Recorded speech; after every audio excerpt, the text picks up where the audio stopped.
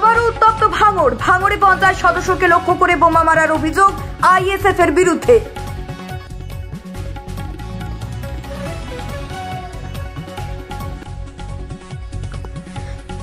ভাঙড়ে পঞ্চায়েত সদস্যকে লক্ষ্য করে বোমা মারার অভিযোগ আইএসএফ এর বিরুদ্ধে। ঘটনাটি ঘটেছে ভাঙড় থানার অন্তর্গত ভোগালী 2 নম্বর গ্রাম পঞ্চায়েতের দেউটা গ্রামের পঞ্চায়েত সদস্য আব্দুর রফিক। তার পায়ে বোমা লাগে এবং বোমার স্পিংটারের আঘাতে পা যথেষ্ট ক্ষতিগ্রস্ত হয়েছে বলে সূত্র মারফত খবর। ঘটনায় এলাকায় যথেষ্ট উত্তেজনা ছড়িয়েছে। বাচ্চা এবং মহিলা সহ প্রায় 10 জন এই বোমার আঘাতে আহত হয়েছে বলে সূত্র মারফত খবর। ঘটনার পর তাদের সকলকে সেখানকার প্রাথমিক স্বাস্থ্য কেন্দ্রে নিয়ে যাওয়া হয়। তবে পঞ্চায়েত সদস্য আব্দুল রফিক অনেক বেশি আহত বলে তাকে পিজি হাসপাতালে স্থানান্তরিত করা হয়। সেখানে তার পাশে এসে দাঁড়ান মন্ত্রী অরূপ বিশ্বাস এবং যাদবপুর লোকসভা কেন্দ্রের তৃণমূল কংগ্রেস প্রার্থী সায়নী ঘোষ। আর আপনারা সেই ছবি সরাসরি দেখছেন বাস্তব নিউজের পর্দায়।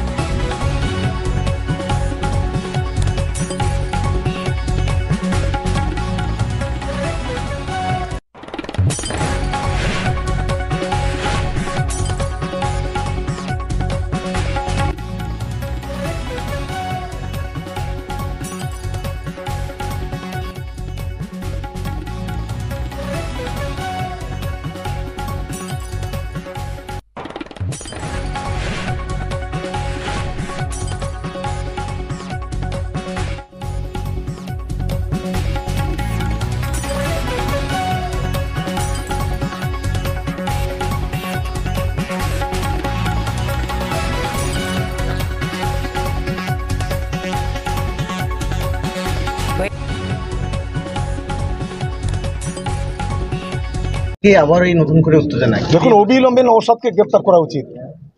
কারণ এই অসভ্য এসে আজকের এই যারা বোম মেরেছে মিছিলে, এবং সেখানে 5 জন গুরুতর ইনজুরি হয়েছে, একজন শিশুরও বোম লেগেছে, এবং আজকে তাদেরকে নিয়ে রুদ্ধদ্বার বৈঠক করেছে।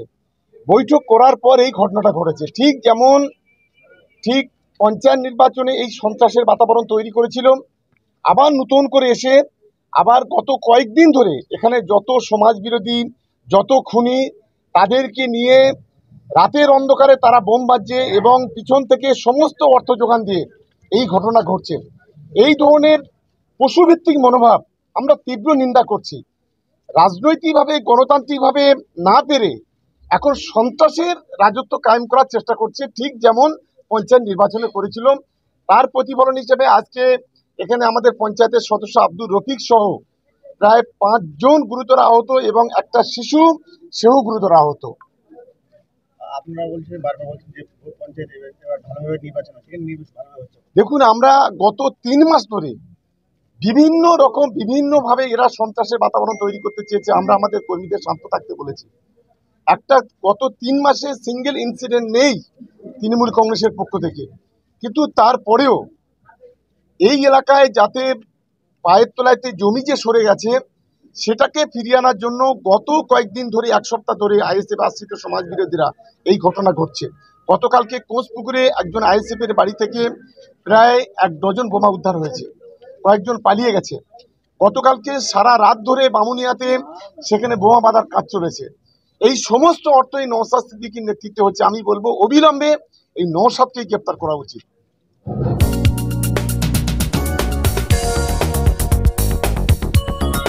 আপনারা দেখছেন বাস্তব নিউজ, কাল্পনিক নয়, বাস্তব।